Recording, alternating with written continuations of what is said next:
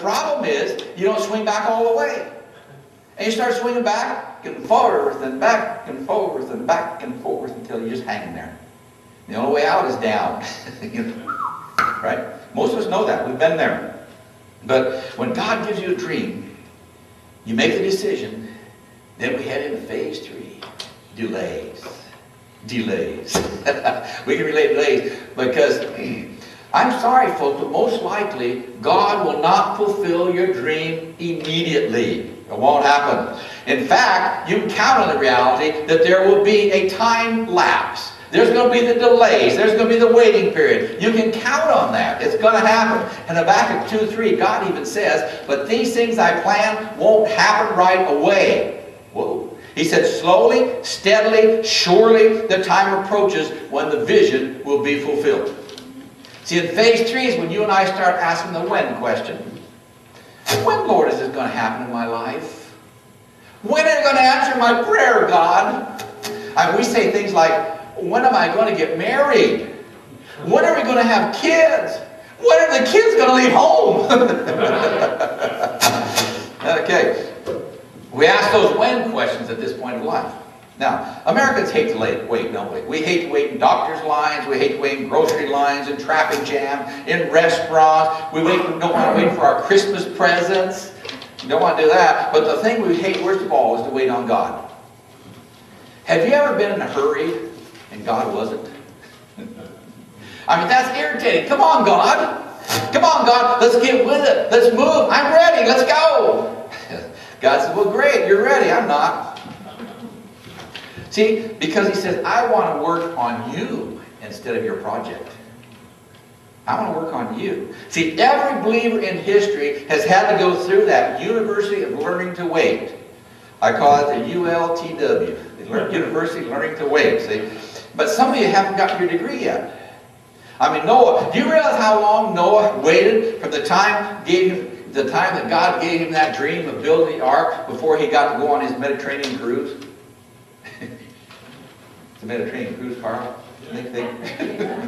All right. 120 years. Waited 120 years. Now, do you think you've waited that long? That's a long time to wait. Now, obviously, people lived a lot longer back then than we do today. But they didn't have all pesticides and all the poisons in the food that we've got today. But you had to wait a while. Take a look at Abraham. God says, you're going to be a father of many nations. Can you imagine what he felt like when God changed his name from Abram to Abraham? He goes down to the local soda shop, and he's sitting there, and the guy says, hey, what's your name? He says, Abraham. Well, what in the world does that mean? Father of many nations. How many kids you got? None. How old are you? 98. Think about that. He had to wait a long time. 99 years old before he had his first kid. Okay. God said to Moses, I'm going to make you a leader to lead your people out of Egypt after 400 years of slavery. And he has him waiting out in the desert for 40 years, getting him prepared. Joseph spent years in prison before God raised him up to be the ruler that God wanted him to be. I mean, God had David anointed as king, and then he had to run around the desert hiding for years before God allowed him to be king. We all go through the waiting periods, even Jesus. He's the Messiah. He's waiting 30 years in a carpenter shop. Think about those things. We want things to happen today. What was God doing? I don't know. He was doing something in his life. But listen, why does God make us wait? Why does he make us wait? Because it teaches us to trust him.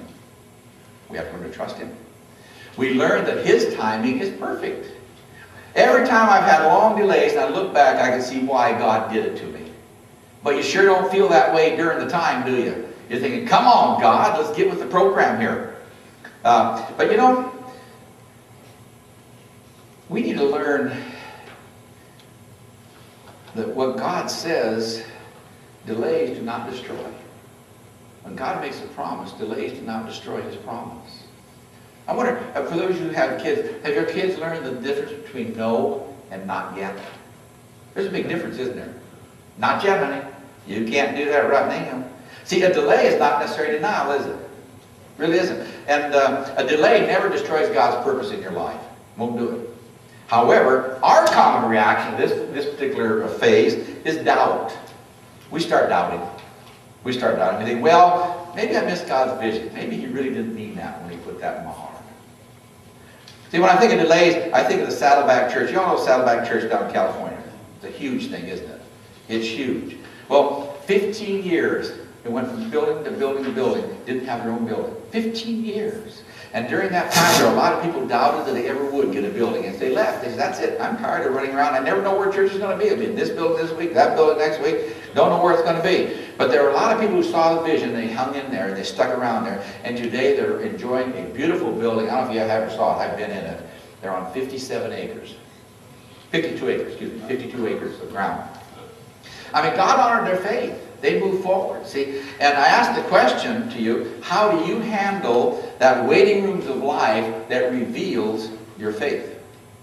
See, once you get into that delay period, what is really cool is along come phase number 4. Phase number 4, you get the dream, number 1. Number 2, you make the decision to go for it. Along comes that inevitable delay, and then phase 4, difficulties. Difficulties. Oh boy, you're going to have all kinds of problems, believe me. In fact, there's going to be two primary kinds of problems, or two kinds of primary problems, however you want to say that. You have circumstances, and you've got the critics. Circumstances and critics. Jeff, what are you doing? Putting your job trying to build that stupid game. Why don't you go out and get a real job? Yeah. See what I mean? Okay. See, when God gives you your dream, there will be circumstances that are going to come against you. And there will be critics that say that very thing. What do you think you're doing? Man, come on. You know, they'll say you're crazy, man, for trusting God. There are many, many examples. See, and by the way, notice the verses at the bottom of your worksheet there, on the back side there. Those are examples you can go home. I'd like you to go home and I'd like to read those in preparation for the next 6 weeks. Because I plan to spend a week on each one of these phases, and I think you'll find it very interesting. See, Moses had difficulties. He led the children of Israel out of Egypt, into the desert, into the promised land, and they had problem after problem. First there's no water, and then there's no food, then there's a bunch of complainers, and then there's a bunch of snakes going around biting people, killing them, you know. I mean, they were doing what God wanted. They were following Moses, but they had all kinds of problems, didn't they? See, David, he was anointed king. And for the next several years, he was hunted down by Saul, trying to kill him. He had to hide in caves. Then you got poor old Joseph. I mean, he's a little kid. He gets all these visions about all these the big cattle eating up the little cattle, and the stocks buying over, and all kinds of things. He knew he was going to become a ruler. But what happened to him? His brothers throw him in a hole. Along comes a caravan from Egypt. They sell him off as a slave. And then he gets falsely accused of attempted rape. He's thrown into prison. There he sat for years. Nobody knows where he's at. There he sat. Difficulties on top of difficulties on top of delays. Can you imagine the difficulties Noah had? Think about, how would you like to be building a floating zoo? I mean, where are you going to put the termites? I mean, very important question, like 6 pairs of aardvarks. You know, stuff like that. See, we all have all kinds of problems that come along. The Bible says when Moses was about to die, Joshua was appointed leader. I mean, God said, Joshua, Moses led them across the desert. You get to lead them into the promised land. Yes, all right, I got me a great job. I get to lead them into oh, that's easy. Just, here we go. Next few verses says, you know what's in the land? There's giants. You know, He-Man, Hulk Hogan, or whatever that guy's, yeah, Hulk Hogan type. You know, and they got to fight these guys. You know, and so. See, even in your promised land, there's going to be problems. Why? Because God's working on your faith. He's trying to help you through this thing. He's working on your character. And let me tell you something. God is much more interested in your character than He is in your comfort. Think about that.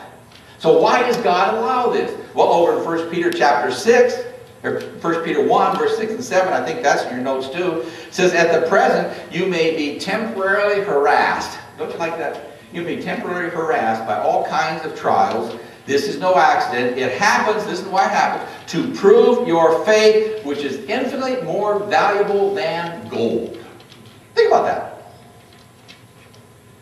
Circle that little phrase, to prove it